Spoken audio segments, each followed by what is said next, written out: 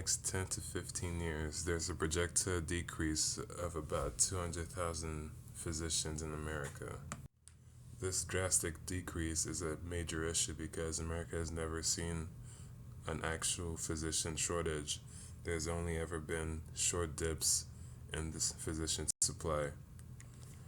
Peter Fine, President and Chief Executive Officer for Banner Health in the Western States, says that looming shortages have already reached in the Western States. This graph further proves Peter Fine's statement. You can see in the West Coast there's a huge shortage of physicians. Not just the West Coast, but throughout the entire country there's a general drought of physicians.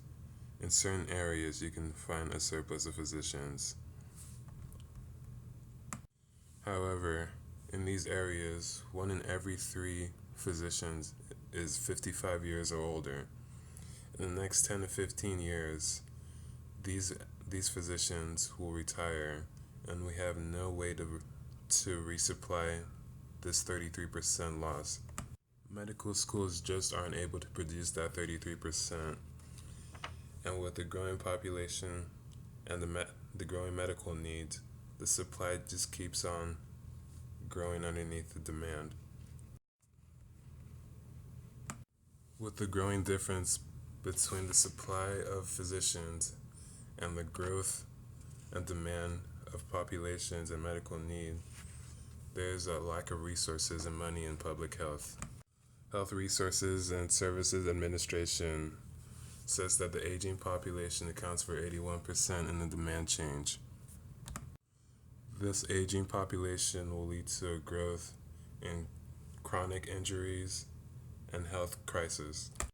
In order to cope with these growing demands, we will need more money to deal with health insurance issues and Medicaid. As previously stated from Health Resources and Services Administration, this aging population that accounts for 81% of the demand change only accounts for one aspect of economical growth. Up until 2025, there will be a total of 17% increase in physician demand. With this huge demand, it shows we need to drastically increase our supply as well. The current supply being provided by medical schools does not account for that 17% increase, which is something we need to account for. We have to find ways to fill gaps in primary care by using medical assistants, nurses, nursing practitioners. There are plenty of resources that need to be used and utilized in order to fill the gap in primary care as the growing physician demand increases.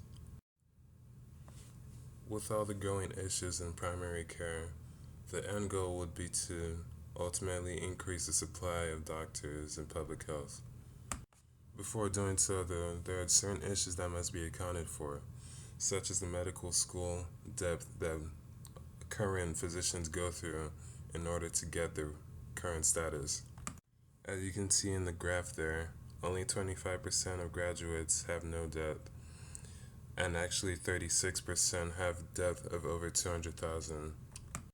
It's numbers such as these that scare possible candidates from even applying to medical school and switching career routes. We must change this in order to even out the supply and demand in public health today.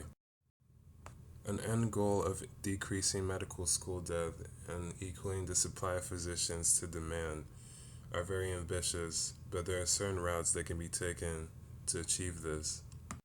Steps such as the SAFE proposal from medical doctor Louise Weinstein. The SAFE proposal returns fixed amounts of gross yearly income from practice back to their school for 10 years. This is 5% for public schools and 10% for private schools. Also, fully utilizing all units in a hospital or medical facility can also help fill the gaps in primary care.